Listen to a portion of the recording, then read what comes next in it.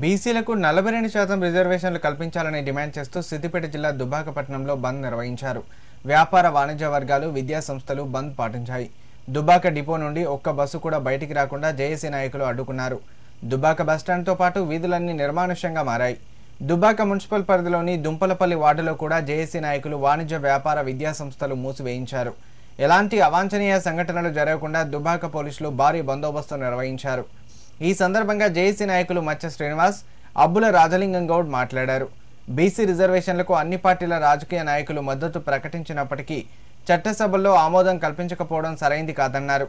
రాజకీయంగా బీసీలు ఎదగడానికి 42% రిజర్వేషన్ వెంటనే అమలు చేయాలని వారు డిమాండ్ చేశారు. తమకు 42% రిజర్వేషన్లు కల్పించే వరకు జెండాలు, ఎజెండాలు పక్కన పెట్టి అందరం ఒక్కతాటిపై ఉండి పోరాటం చేస్తామని తెలిపారు. కార్యక్రమంలో బీసీ నాయకులతో పాటు ఎస్సీ, మైనార్టీ నాయకులు మద్దతు ప్రకటించి పాల్గొన్నారు. ఈరోజు మేము ఓట్లేస్తేనే, బీసీలు ఓట్లేస్తేనే మీరు 8 మంది ఎంపీలు కేంద్రానికి పోయారు. మేము ఓట్లేస్తేనే ఈ రాష్ట్రం నుంచి 2 కేంద్ర మంత్రులు అయ్యారు. మరి ఎందుకు మా గురించి మాట్లాడరో ఒక్కసారి ఆలోచన చేయాలి.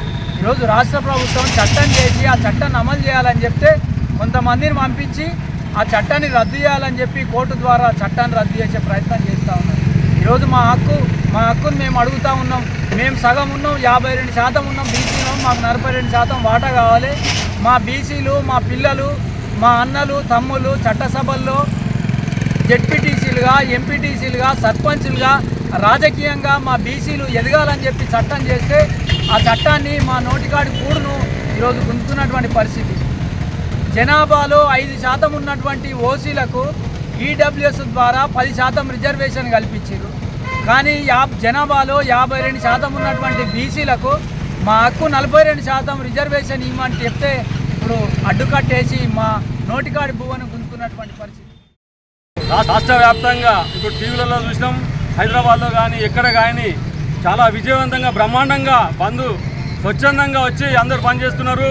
ఈరోజు మేము ఏం అడుగుతలేం, బీసీ వాళ్ళము, ఎస్సీ ఎస్టీ వాళ్ళం, మేము ఎంత ఉన్నామో మాకంతా మేము 42% ఉన్నాము. అందరం కలిసి 67% ఉన్నాం. కాబట్టి ఎస్సీ ఎస్టీలము, బీసీలము కలిసి మేము ఎందుకంటే ఆర్థికంగా బలహీనంగా ఉన్నాం కాబట్టి బీసీలు కావచ్చు, ఎస్సీలు ఎస్టీలు కావచ్చు, మా రిజర్వేషన్ మాకు ఇవన్నీ న్యాయంగా అడుగుతున్నాం, న్యాయ పోరాటం చేస్తున్నాం. ఖచ్చితంగా ఒక ఇంతకుముందు మాట్లాడినట్టు మీకు 10% లేరు, మీకు 10% ఎప్పుడో రిజర్వేషన్ ఇచ్చారు. మాకు కూడా మేము 67%, ఎస్సీ ఎస్టీలం బీసీలం కలిసి 67% ఉన్నాం. కాబట్టి మాకు కూడా 67% ఇచ్చేదాకా మేము ఈ పోరాటం ఆపము. అందరి ఏకం చేసుకొని, ఎస్సీ ఎస్టీలను ఏకం చేసుకొని రాజ్యాధికారం దిశగానే పోతాం.